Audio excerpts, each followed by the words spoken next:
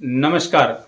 Astro Arvind Shukla channel में आप सभी का बहुत बहुत स्वागत है। आप सभी को 2023 की ढेर सारी शुभकामनाएं। आप सभी पे परमपिता परमात्मा की असीम कृपा बनी रहे। आइए आज जानकारी आपको देते हैं मीन राशि के विषय में। काल पुरुष की अंतिम राशि मीन माने मछली, इस राशि के विषय में आपको जानकारी देते हैं। 2023 में क्या रहेगा मीन राशि वाले व्यक्तियों के लिए, लाभ हानि, सफलता असफलता आदि आदि चीज़ों के विषय में आपको बताते हैं। सबसे पहले बता दें कि खास 2023 में क्या क्या परिवर्तनशील है ग्रह गोचर का, इसके विषय में।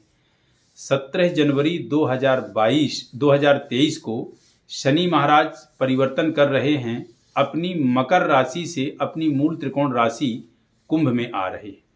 वहीं पे जिनकी धनु राशि थी, जिनके ऊपर शनि का 7.5 चल रहा था, वो अब 7.5 से मुक्त हो जाएंगे। जिनकी मीन राशि है उनके ऊपर 7.5 का प्रवेश हो जाएगा। कब? 17 जनवरी 2023 को। यही स्थिति ढैया की है कि जिनकी मिथुन और तुला राशि है उनके ऊपर ढैया अभी चल रहा है। जिनकी कर्क और वृश्चिक राशि है उनके ऊपर ढैया शुरू होगा। 17 जनवरी 2023 को मिथुन और तुला वाले मुक्त हो जाएंगे, वहीं कर्क और वृश्चिक वालों के ऊपर प्रारंभ हो जाएगी।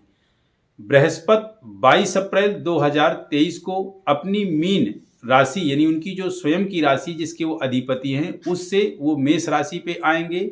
राहु मेष में रहेंगे, केतु तुला में रहेंगे और ये 11 महीने के आसपास रहेंगे, 29 नवंबर तक रहेंगे 2023 में। तो ये खास परिवर्तन है। अब आपके विषय में बताते हैं कि आपकी राशि मीन है। आपकी राशि से ठीक शनि महाराज जो है द्वादश स्थान पे आ रहे हैं, यानी 17 जनवरी 2023 को। आपके ऊपर किन किन चीज़ों का ज़्यादा प्रभाव रहेगा उस पर आप ध्यान दीजिएगा। प्रायः एक आपको मैं उदाहरण दूं कि सबसे ज़्यादा जो व्यक्ति के जीवन के ऊपर घटना घटती है वो सूक्ष्म चीज़ों पे घटती है। क्या? मन, बुद्धि, विवेक, इन चीज़ों पे पहले वार होता है। तो कहते हैं ना कि जाको प्रभु दुख दारुण दीना, ताकि मति पहले हर लीना। जिस व्यक्ति को भी परमपिता परमात्मा दुख दारुण देते हैं, सबसे पहले उसके मति का हरण करते हैं, विवेक का, बुद्धि का। क्यों कह रहा हूं? क्योंकि शनि की 7.5 आपके मस्तिष्क पे आ रही है। तो आप अपनी बुद्धि को अच्छी रखिएगा, निर्मल रखिएगा, आप संकीर्ण मत बनिएगा।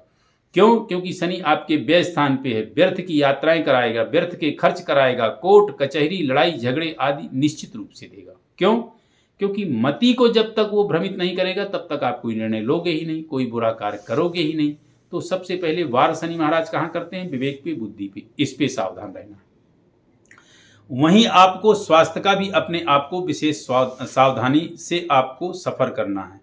हालांकि अभी अप्रैल तक तो बृहस्पति हैं, वहां तक मामला आपका ठीक रहेगा, लेकिन जैसे बृहस्पति आपके द्वितीय स्थान पे जाएंगे यानी मेष पे जाएंगे तो धन की भी हानि होगी। राहु के साथ बृहस्पति की जब युति होगी तो राहु चंडाल गुरु चंडाल योग बनेगा। धन की भी हानि और मार्केश भी है, स्वास्थ्य की भी हानि जो है कराएंगे। उसके अलावा हालांकि आपका कर्म क्षेत्र अच्छा रहेगा। मैं तो आपसे ये कहूँगा कि यदि आप सरकारी जॉब में हैं, सरकारी फील्ड में हैं, आपका कहीं कोई प्रमोशन करके भी ट्रांसफ़र कर रहे हैं, तो आप कह दें कि नहीं सर मुझे नहीं जाना है, आप मुझे यहीं रहने दीजिए। क्योंकि निश्चित रूप से आपसे कुछ ना कुछ कार्य ऐसा होगा कि आपके ऊंचे जो बैठा हुआ आपका ऑफिसर है वो असंतुष्ट होगा, उसके मन मुताबिक आप कार्य नहीं कर पाएंगे। तो कर्म क्षेत्र तो अच्छा है, लेकिन वो कर्म क्षेत्र आपका अच्छा बना रहे इसीलिए आप वहीं टिके रहो अभी थोड़े समय के लिए। इसके बाद जब स्थिति आपकी बनती है तो आप अपना परिवर्तन ट्रांसफर ले सकते हैं। आपका शिक्षा फील्ड बहुत अच्छा रहेगा। जो विद्यार्थी हैं वो शिक्षा में अच्छी सफलता प्राप्त करेंगे और उसके अलावा स्वास्थ्य का भी मामला आपका काफ़ी हद तक अच्छा रहेगा यदि आप कोई लापरवाही नहीं करते हैं अपने शरीर में जानबूझ करके। कहने का तात्पर्य कि खान पान कोई उल्टा करेंगे, किसी प्रकार का यदि आप उल्टा अपनी दिनचर्या अपनाते हैं, व्यसन आदि में जाते हैं, तो निश्चित रूप से आपका स्वास्थ्य खराब होगा। यात्रा आप बेवजह की कहीं मत कीजिएगा, क्योंकि यात्रा आपको फलदायी नहीं होगी। शनि वहाँ पे हैं, शनि बेवजह की यात्रा कोई करा सकते हैं, तो उस यात्रा से बचिएगा। हाँ, कोई धार्मिक स्थल की आपकी यात्रा होती है तो जरूर कीजिएगा, क्योंकि शनि संन्यास के कारक हैं, धर्म के कारक है। एक चीज़ और मैं कहूँगा कि जिस व्यक्ति के भी जिंदगी में शनि यदि आए होंगे, उस व्यक्ति को उनने निखार दिया होगा। क्यों? क्योंकि जब व्यक्ति के जीवन में विपदा आती है तब वो मुड़ के धर्म के प्रति आता है, और जब धर्म में आता है तो धर्म उसको बिल्कुल पूरी तरह से अंदर से स्वच्छ कर देता है। जैसे मान लीजिए किसी पाइप में कुछ फंसा हो और पानी का बड़ा फ्लो जब जोर से आता है तो उस पाइप का कचरा भी निकल जाता है। तो जो हमारे अंदर विकार होता है, यानी दुरा आचरण होते हैं, किसी प्रकार की मन में हमारी गंदगी भरी होती है, हम आलसी होते हैं, हम किसी प्रकार से अपने जीवन दिनचर्या में यदि उस चीज़ को नहीं करते हैं तो शनि वो भी हमसे करवा देते हैं। क्यों? क्योंकि वो बिल्कुल निश्चल, निष्पवित्र और ऐसे ग्रह हैं जो आपको पूरी तरह से धार्मिकता से और अपने कर्म के प्रति सजगता देते हैं, पूरी सावधानी देते हैं। ये ध्यान रखिएगा, जिस व्यक्ति का बृहस्पति बहुत अच्छा होगा वो व्यक्ति चतुर चालाक हो सकता है, लेकिन जब तक शनि की कृपा नहीं होगी तब तक वह सच्चा पंडित नहीं हो सकता, सच्चा साधु नहीं हो सकता, सच्चा महात्मा नहीं हो सकता। संन्यास यदि कोई देता है तो वो बृहस्पति देता है। सप्तम हाउस का बृहस्पति हो या लगन का बृहस्पति हो, कहीं भी बैठा हो, यदि वो बहुत अच्छी पोजीशन पे है तो पूरी संपदा को क्षण में छोड़ के और सन्यासी बन जाता है। इतना निष्ठावान और पवित्र शनि ग्रह है। तो आपकी राशि में अब 7.5 का प्रवेश है। आप अपने विवेक और बुद्धि को ठीक रखें। लगभग आपके ऊपर शनि महाराज को 7 साल रहना है। अभी आपका प्रारंभ होगा, अभी तक आपका समय ठीक था। अब जो आपके कर्मों का लेखा जोखा होगा उसका प्रतिफल मिलेगा। वैसे मीन राशि बृहस्पति की है। मीन राशि वाला व्यक्ति जो होता है बड़ा ही धर्म के प्रति समर्पित होता है, हृदय का सेंसिटिव होता है, मृदुल होता है, कोमल हृदय होता है, भावुकता भी है उसके अंदर होती है। तो जिस व्यक्ति के अंदर ये चीज़ें होती है कभी दुराचारी नहीं हो सकता, उससे कभी कर्म जो है गलत नहीं हो सकते। तो ये चीज़ें खैर मैंने वो बता दी। बाकी आपको बता दूं कि कर्म क्षेत्र आपका बहुत अच्छा है, अर्निंग भी आपकी अच्छी रहेगी।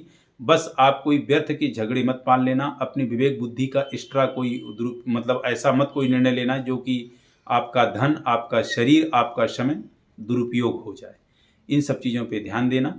और शिक्षा का स्तर बढ़िया है, दाम्पत्य जीवन भी आपका बढ़िया जाएगा। यदि जिन प्रेमी प्रेमिकाओं की शादी अभी तक नहीं होती तो उनकी लिए शुभ अवसर आया है, शहनाइयाँ बजेंगी। जिन दाम्पत्य जीवन में कोई कलह क्लेश की स्थिति चल रही थी, कोर्ट कचहरी के मुकदमे उनके जीवन में हो रहे थे, वो भी आपके जो है बनेंगे और उन पे भी आपको सफलता मिलेगी।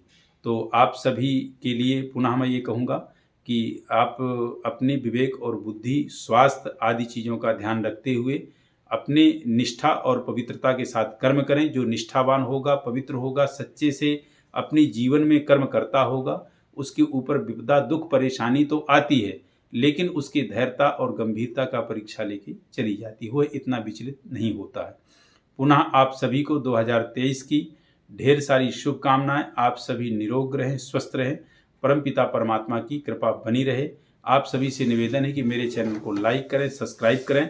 टाइम टाइम पे आपको ज्योतिष से संबंधित जानकारियाँ, ज्योतिष से संबंधित कोई बड़े ट्रांजेक्शन हैं, उन सभी की मैं देता रहूँगा। इन्हीं शब्दों के साथ और ये फिर कह दूँ कि परम सत्य तो शिव है। हम जो कह रहे हैं एक योग, संयोग, एक ज्योतिष का आंकड़ा है, लेकिन जो बिल्कुल परम सत्य है वो भगवान शिव ही कह सकते हैं।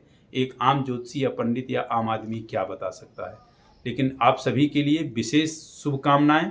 आप सभी पर ईश्वर की सदैव कृपा बनी रहे। इन्हीं शब्दों के साथ नमस्कार।